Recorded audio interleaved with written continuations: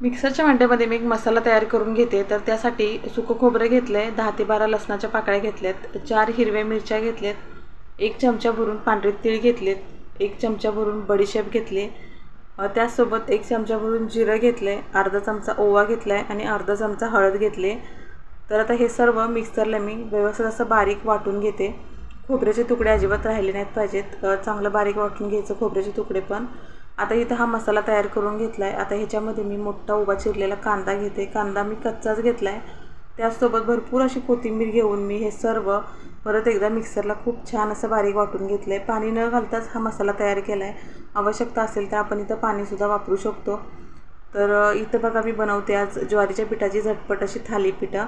तर त्यासाठी मी इथं एक मोठी वाटी भरून ज्वारीचं पीठ घेतलं आहे. तर ह्याच्यामध्ये ज्वारी दळताना मी ह्याच्यामध्ये तांदूळसुद्धा घातलेत, त्याच्यामुळे मी तांदळाचं पीठ वेगळं असं घेतलं नाही. तर त्यानंतर एक वाटी गव्हाचं पीठ घेतलं आहे आणि त्याचसोबत ज्या वाटीने मी गव्हाचं पीठ घेतलं आहे त्याच्यापेक्षा छोट्या वाटीने मी बेसन पीठ घेतलं आहे. तर हे सर्व पीठ मी एकत्र मिक्स करून घेतलं आहे. आता त्याच्यानंतर इथं चवीनुसार मी मीठ घालून घेते. तर मसाला वाटताना कुठल्याही प्रकारचं मीठ घातलं नव्हतं, तर सर्व मीठ मी आता इथेच वापरते. आता त्याच्यानंतर 1 चमचा भरून जिरा पावडर घेतली. आपण जिरंसुद्धा वापरलं आहे, तर आवश्यकता असेल तर जिरा पावडर घेतली तरी चालेल, नसेल तरी नाही घेतली तरी चालेल, कारण आपण मसाला वाटताना जिरंसुद्धा घेतलं आहे. 1 चमचा भरून मी धनिया पावडर घेतली इथं आणि हा मसाला मी जो वाटून घेतलेला मसाला या पिठामध्ये मिक्स करून घेते. आणि आता आवश्यकता असेल तसं पाणी घेऊन हे पीठ व्यवस्थित असं मळून घेते. जसं आपण भाकरी करतो त्याच पद्धतीने इथं आपल्याला पीठ मळून घ्यायचे, ना जास्त घट्ट मळायचे ना जास्त पातळ मळून घ्यायचे.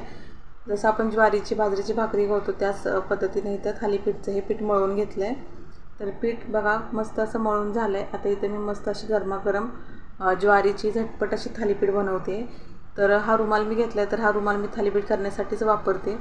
तर रुमाल मी आधी भिजवून घेतला आहे, त्यानंतर पोळपाटावरती टाकला, त्याच्यावरती मी पाणी पण घातलं आणि एक पिठाचा गोळा घेऊन छान असे पातळ थालीपीठ थापून घेते.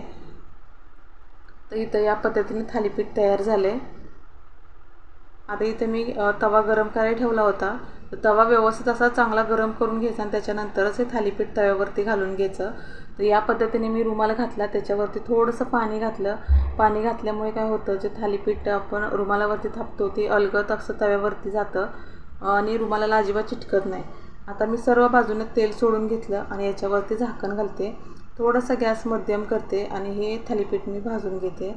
तर झाकण नेहमी थालीपीठ भाजताना झाकण घालावंच, कारण बिना झाकण घालता थालीपीठ भाजलं तर थोडंसं वेगळ्या पद्धतीची चव लागते, म्हणजे भाजलं व्यवस्थित जात नाही. तर आता इथं बघा मी दोन्ही साईडून छान असं खरपूस थालीपीठ भाजून घेते आणि इथं तुम्ही तूप बटर लावू शकता, मी इथं तेल लावलं आहे. तर आता या पद्धतीने मी दोन्ही साईडून छान खरपूस अशी थालीपीठ तयार करून घेते. तर इथं झटकीपट अशी मस्त कोणतीही तयारी न करता अगदी झटपट इथं ज्वारीचे खमंग थालीपीठ तयार झालेत. तर आपण इथे नाश्त्यालासुद्धा करू शकतो किंवा टिफिनसाठी सुद्धा करू शकतो. अगदी सकाळी केली तर संध्याकाळपर्यंत मौसूद राहतात, इतकी मस्त आणि लुसलुशीत खमंग अशी थालीपीठ तयार होतात. तर दह्यासोबत, चटणीसोबत, लोणच्यासोबत किंवा नुसती जरी खाल्ली तरी चविष्ट लागतात.